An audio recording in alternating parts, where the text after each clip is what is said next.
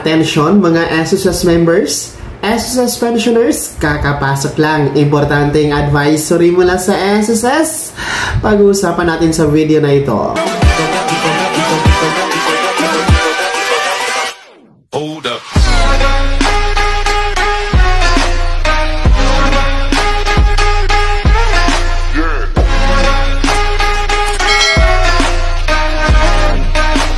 Hello mga ka-vlogs! Welcome dito sa aking YouTube channel. Magandang araw po sa lahat na mga manonood sa pakayang dako sa mundo. Kumusta mga ka-vlogs? Importanteng advisory, anunsyo mula sa Social Security System or SSS. Kakapasok lang. Ngayong araw po ito, mga miyembro at pensyonado ni SSS. Mamaya-maya pag-uusapan natin. Pero bago ang lahat, kung bago ka pa lang dito sa aking YouTube channel o di kaya hindi ka pa nakasubscribe, abay click nyo muna ang ating subscribe button na nasa baba. Huwag nyo kalimutan na pindutin ang notification bell, ilagay niyo po sa all para naman updated kayo sa lahat ng mga videos na aking i-upload. Ito na ha mga miyembro at pensyonado ng SSS, pinapaalam po kayo sa pamamagitan ng isang advisory o anunsyo. Posted po ito sa official Facebook page ng Social Security System or SSS na ngayong araw, January 29, 2025.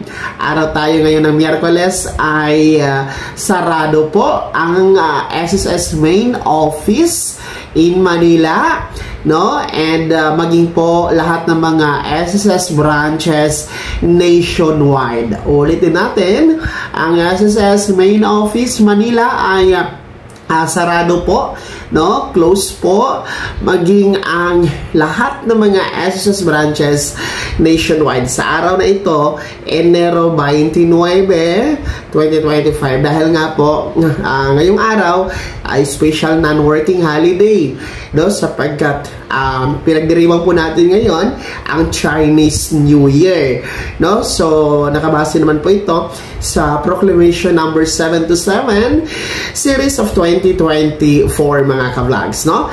So ang SSS po ay nagpapaalala sa inyo kung meron po kayong mga transactions sa SSS sa araw na ito, ay maaari naman po kayong gumamit muna, no, online sa www.sss.gov.ph kasi pwede naman po online ang ating mga transactions, gaya po ng pag-apply, pag-claim ng mga benefits, pag-apply ng mga iba't ibang loans, pag-update na ng ating mga personal information at iba pa mga transactions. So you can do it, no, sa online, no, sa pamamagitan po ng website ng SSS, ang www.sss.gov.ph. O di kaya bukas, no, January 30, araw ng Huwebes, ay official pong magbabalik po, no? Open po lahat ng SSS branches bukas, maging ang SSS main office, no? So ngayong araw lang talaga ito sarado dahil nga po sa Chinese New Year. Kaya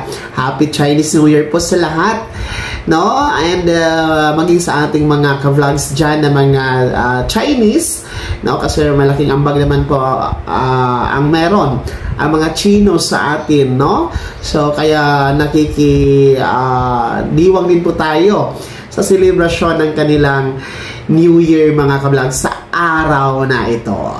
So ayan po ha, ang mabilisang update, mabilisang advisory anunsyo mula sa SSS. Mahalaga ito para hindi kayo makapunta sa mga branches sa araw na ito. Masayang lang yung pamasahe at oras at pagod. Bukas na lang po ha, pumunta sa mga SSS branches. Kaya naman, mga miyembro, pensyonado na SSS, ano yung komento at reaction sa balitang ito? I-komento nyo na sa comment section na nasa baba. Pakilakip ng buong pangalan at kung taga saan kayo. Bago ako tapos sa video na to, kung gusto niyo po sumuporta sa aking YouTube channel, maaari niyo pong i-click ang ating super thanks button na nasa baba. Sa mga gusto maging miyembro, pwede po i-click niyo po ating join button. Maraming perks dyan mga ka-vlogs.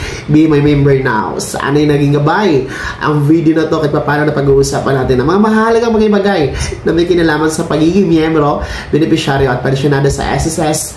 Kung hindi ka pa nakasubscribe dito sa aking YouTube channel, maaari niyo na i-click ang ating subscribe button na nasa nasa baba. Huwag niyong kalimutan na pindutin ang notification bell. Ilagay niyo po sa all para naman updated kayo sa lahat ng mga videos na aking i-upload.